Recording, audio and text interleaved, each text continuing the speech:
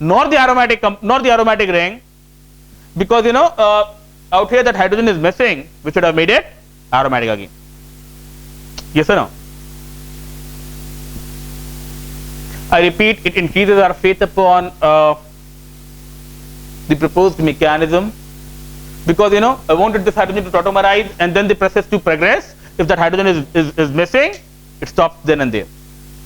One thing. Secondly, I propose dichlorocarbene is the attacking electrophile, and yes, it is dichlorocarbene because in the final product here you find carbon with 2 chlorine atoms. Alright, so an unusual reaction of this kind, where the para product is different from the expected product, actually authenticates the mechanism, makes us feel more convinced about the mechanism. I repeat, because this hydrogen was missing, it could not go aromatic again, and then the product is not expected Riemann-Timon product, and also that it bears 2 chlorine atoms out here, convinces us that dichlorocarbene is the effective electrophile here. Okay? One question still remains to be unanswered. Fine, it could not mature to the final aromatic ring like structure. It's an unexpected, unusual product. But one question remains unanswered. Even if it is CHCl2, why doesn't it get hydrolyzed? You wonder why doesn't why are the 2 chlorine atoms not getting replaced by 2 OH, losing water and become a CHO? Fine, the ring is not becoming aromatic, that hydrogen is missing, you will not get an aromatic OH and CHO wala compound, but you wonder why the 2 chlorine atoms are not removed by 2 OH minus. I hope you are getting the question in the very first place. Alright, the ring is not becoming aromatic because that hydrogen is missing, tautomerism is not possible to regain aromaticity, but why isn't it getting hydrolyzed to CHOH whole twice and then finally CHO? Anyone who could answer this? Except you. Anyone who can answer it? But you understand the situation, at least you all understand the situation, that even if an expected product is not obtained, why it's not getting hydrolyzed to CHOH whole twice and then CHO? Alright, you can tell me. Neopentyl arrangement. Again, we might be going a little out of context here. We might be just knowing about a few things which are not very relevant for our scheme of things and exams, but we'll also have a very realistic approach to a few things in organic chemistry. We all recall SN1, SN2. Alright, we recall SN1, SN2. We understand Cl minus being replaced by OH minus is nucleophilic substitution. Now, we also understand every time it's SN1, a carbocation is formed. Please respond to me. In SN1, a carbocation is formed, and the expected order of reactivity is 3 degree more than 2 degree more than 1 degree. In SN1, a carbocation is formed, and the expected order of reactivity is 3 degree more than 2 degree more than 1 degree. In SN2, making and breaking of bonds occur in the same step. There are steric factors involved, and thus the order of reactivity is 1 degree more than 2 degree more than 3 degree. Alright, but there are steric factors to be considered in SN2. Fine. Now, let's have a quick recall of a few things. In SN1, it's 3 degree more than 2 degree more than 1 degree because we bother to care about the carbocation, the stability of the carbocation. In SN1, because the carbocation is formed, the order of reactivity is 3 degree more than 2 degree more than 1 degree. In SN2, hey, it's 1 degree more than 2 degree more than 3 degree because the carbocation is not formed, and this is the way, or this is the order in which expect steric freedom on that carbon atom. This is the order you expect in which the carbon will be sterically free. SN2, if you remember, one group comes in, another goes out in the same step. So 1 degree more than 2 degree more than 3 degree, because you see this is the order of expected order of steric freedom. Yes or no? Now, consider a molecule of this kind. That's neopentyl group. If you see 1, 2, 3, 4, 5 carbon atoms, it's called neopentyl group. And then this molecule is called neopentyl bromide. This is called neopentyl bromide. Okay? It's called neopentyl bromide.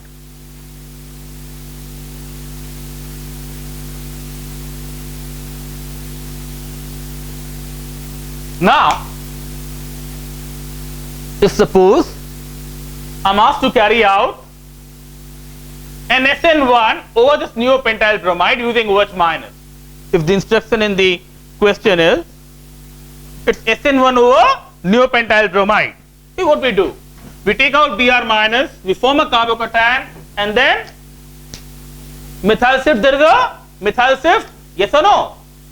Hey, SN1, a carbocation is formed, we expect a methyl shift, and we expect carbocation of this kind to be formed. You realize that a methyl shift would mean the positive charge will come to this carbon atom, and then OH minus sticking here would give you this product as SN1 product. Fine. So we have an answer to probable SN1 over this compound. So if the question reads SN1, what is the product? You do it with a molecular rearrangement, a methyl shift, and then you draw the product. With the nature of the problem to changing from SN1 to SN2,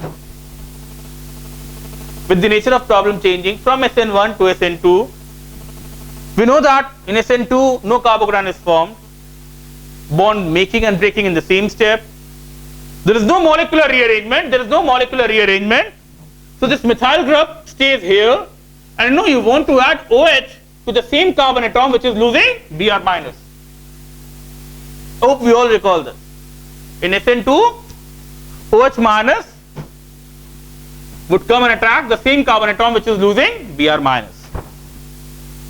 So depending upon the nature of the problem, depending upon the conditions in the experiment, and we are also aware about what factors could promote SN1 over SN2 or vice versa. If we have done that, we know what factors could promote SN1 over SN2. So with an idea about it's subject to so many factors, and because we know the mechanism of SN1, SN2, we know how to deal with a problem where factors are more favorable for SN1 or SN2. We can answer it in either case. In SN1 through a molecular rearrangement, in SN2 we add OH to the same carbon atom that's losing Br minus. So when it comes in an exam, if it comes in an exam, depending upon the nature of the question, we are there with a solution. Realistically, honestly, this looks like a compound where it's a 1 degree halide. It's a 1 degree halide because bromine is attached to a carbon which is 1 degree. Fine. So it's a 1 degree halide. In SN1, the carbocation formed will be a 1 degree carbocation. Initially, the carbocation formed will be a 1 degree carbocation. Yes, I agree. I buy a molecular rearrangement, but I also can't ignore that the initial carbocation formed is a 1 degree carbocation. All right, just losing Br minus, initial carbocation formed will be a 1 degree carbocation. That's not too great for SN2. That's not too great for SN1. I'm sorry, it's not great for SN1. Br minus going out, carbocation formed which is 1 degree. If the factors are promoted, to have all set for an SN1, yes, a carbocation and a molecular rearrangement is likely expected, but to begin with, a 1 degree carbocation is not stable. Say yes or no? So not very disposed towards SN1. For SN2, there are steric issues. Now it's a carbon which will produce 1 degree carbocation, and next to it, right behind this carbon, there is a carbon with so much of branching. Right behind this carbon, there is a 4 degree carbon. Say yes or no? This is a 1 degree carbon, but the carbocation will not be stable. So SN1 is ruled out. And behind it, there is a 4 degree carbocation. There is a 4 degree carbon with a lot of steric hindrance. So sterically, even SN2 is not very strongly driven here. Now this needs to be known. This needs to be known. It's there in the literature of organic chemistry as a type of molecule, as a type of compound which is not very greatly disposed towards either SN1 or SN2. It's a molecule which is not very strongly disposed towards either SN1 or SN2. At our end, in an exam, or if the conditions are very favorable, I know what an SN1 product will be, what an SN2 product will be. But right now we are considering that it being a 1 degree carbocation, SN1 is not great to begin with, and because the carbon behind it is sterically hindered, SN2 is not also very strongly driven. So realistically, this is a kind of molecule, this is a kind of arrangement which is not strongly driven either for SN1 or SN2. Realistically, this molecule is very reluctant to get hydrolyzed. It's very reluctant to get hydrolyzed. And a phenomena of this kind, a situation of this kind, in the literature of organic chemistry, is called a neopentyl arrangement. It's called a neopentyl arrangement. Because it all begins, and this is the most simple and common illustration of a situation of this kind. Neopentyl bromide failing to hydrolyze. This situation is called, this arrangement is called neopentyl arrangement. And that is what is holding the hydrolysis of this molecule back. Because if you look, this is a 1 degree carbon. It's eventually a 1 degree carbon. And just behind it, this time because of an extra branching, there is extra steric hindrance. Hope you are getting me. So 1 degree carbon, carbocation form will not be that great. Behind it, there is an extra branching at para position, a ring with an extra branching, sterically hindered for SN2 as well, and that is holding back the hydrolysis here. I told you, one way, or one statement to explain all of this will be neopentyl arrangement. All the chances are, nobody is going to pinch you till that extent. But as a matter of fact, just to end some sort of curiosity among you, that why isn't it getting hydrolyzed? To explain it, I'll have to know and by neopentyl arrangement. So it's not getting hydrolyzed because of neopentyl arrangement. That's the only explanation. And it's not like the normal product, because it's missing the hydrogen which would have tautomerized and made it aromatic again. Fine. But in the process, our belief in the mechanism increases, and we also know about this particular case. Hope we can move on. Now, another very common variation of rhymatimine is, and this might be a little more relevant,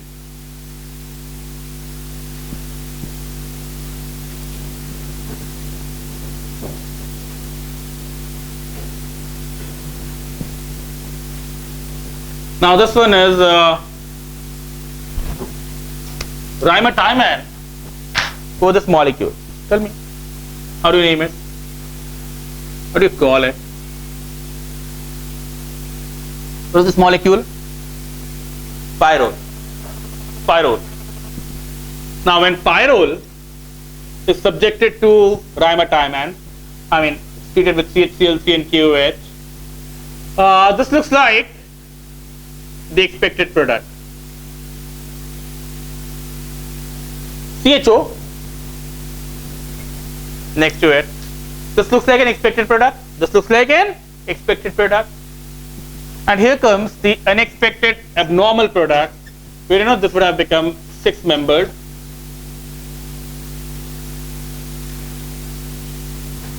With a chlorine here. Now what is this ring called?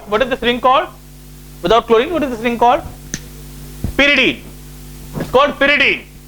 A heterocyclic ring, that's pyrrole, it's pyridine, both are aromatic, and why. And if you start counting from nitrogen, now this is count 1, position 2, 3, you might want to call it 3-chloropyridine.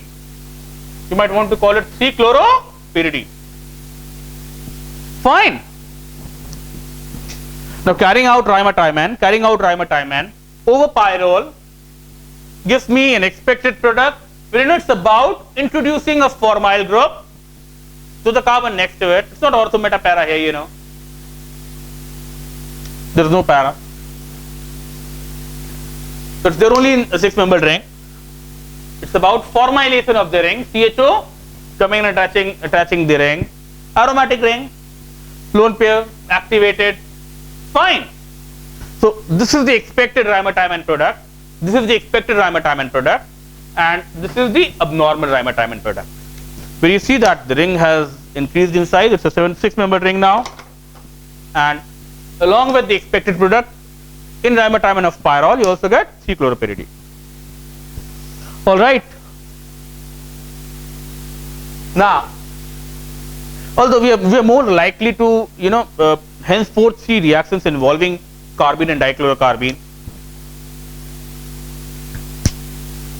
So something I would have told you, or we're going to see this in problem solving later on. Dichlorocarbene or carbene have a tendency to form a small ring, 3-membered ring, or they are helpful in ring expansion. We're used to a dichlorocarbene or a carbene, CH2, instrumental N, because it's electrophile, would want to interact with the pi bond. Because it's electrophile, would want to interact with the pi bond. Now, this can come here, so this goes there, and you have a small little ring formed here. Fine.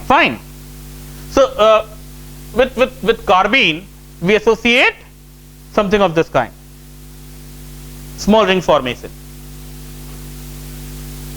Instead of CH2, if it is CCl2, it's going to look like this carbon having 2 chlorine atoms.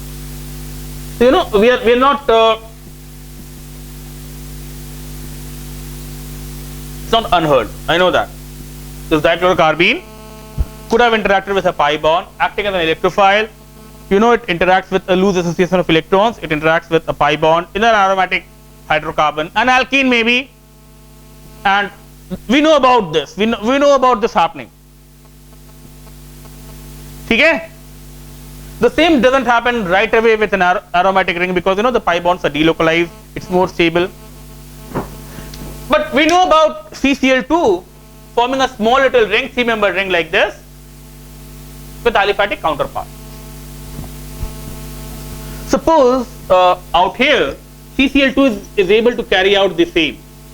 This is something we know about carbene and dichlorocarbene in aliphatic counterpart. That it can form this small little ring acting as an electrophile here. If suppose it's able to do the same with pyrrole, then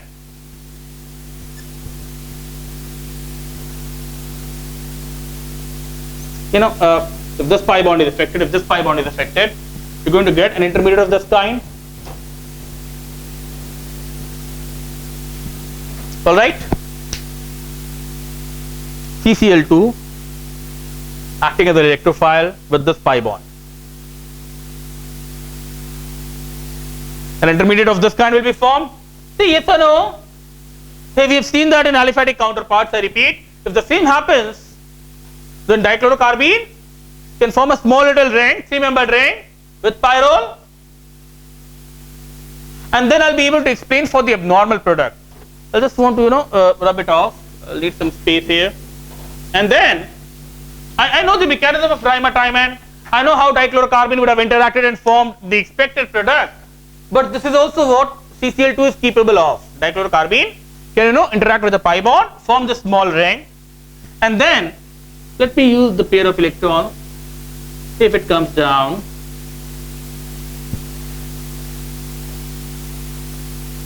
And this goes here, and one Cl minus goes out, making and breaking of a few bonds.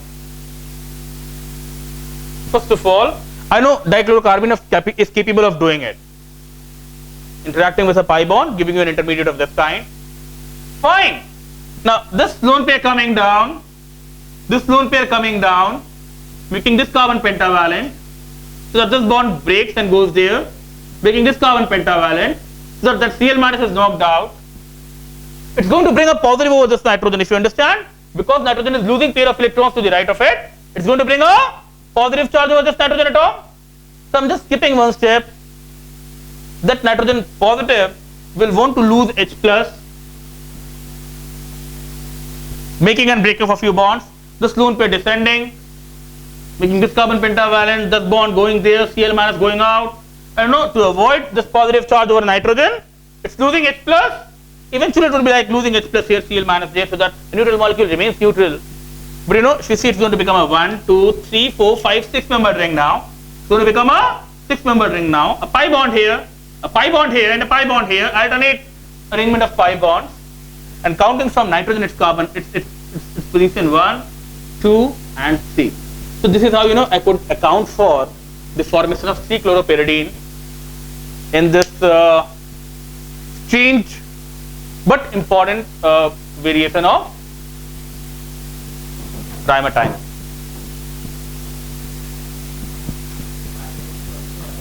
Yes, pyrrole is also aromatic. We're just talking about a possibility, man. You know, how we approach all of it.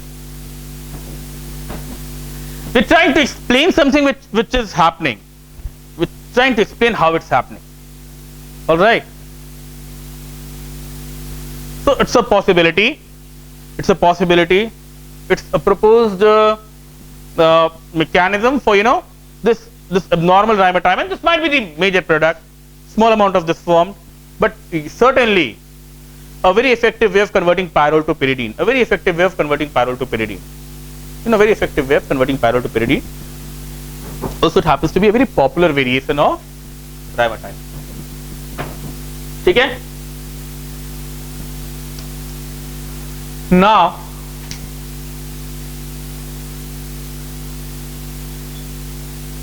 let me tell you a few things very quickly. First of all, we have seen ortho has been the major product over para. We know that it's of little importance commercially these days. Studied more for, you know, academic reasons, dimethyl. Instead of CCl3, CHCl3, I'm sorry, instead of chloroform, if you have CCl4 and an alkali used, instead of chloroform, if you go with CCl4, it's called pyrene, 1111 tetrachloromethane, if you remember. All right.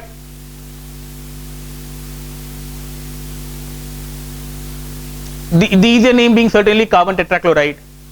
Okay? Instead of CHCl3, if you take CCl4 and alkali, instead of CHO, you would get compound bearing COOH groups. You know, instead of salicylaldehyde, you'll get salicylic acid and the para isomer. So know about it. Know about it. In dimethyl, instead of CHCl3, if you take CCl4, instead of the corresponding aldehyde, you will be getting the acid. Fine, salicylic acid and the para isomer. Yet again, ortho being the major product. You know, we have tried to explain and justify a mechanism where, you know, it was all about an electrophile attacking the ring. So nothing very different from nitration, bromination, sulfonation, Friedel-Crafts, alkylation or acylation. An electrophile attacking an aromatic ring. An electrophile of a different kind. First of all, which is neutral. Secondly, which has come out of a 1-1 elimination. All right. And then now, because I buy that it's like any electrophilic attack on the ring, electrophilic substitution only, like most of the aromatic reactions. Plus I plus R would increase the rate of the process, whereas minus I minus R would make it electron deficient and would decrease the rate of dimethyl like any electrophilic substitution. When an electrophile comes and attacks the ring, it wants the ring full of electrons. It wants the ring electron rich. Now plus I plus R effect will increase the reactivity of the compound. So, you know, CH3 or OCH3 plus I plus R will make the ring more reactive towards dimethyl. NO2 will make it less reactive. Nitrophenol will be less reactive than phenol. All right. So just have a look. Let me know if you have a doubt somewhere, and then we'll quickly proceed to the next mechanism.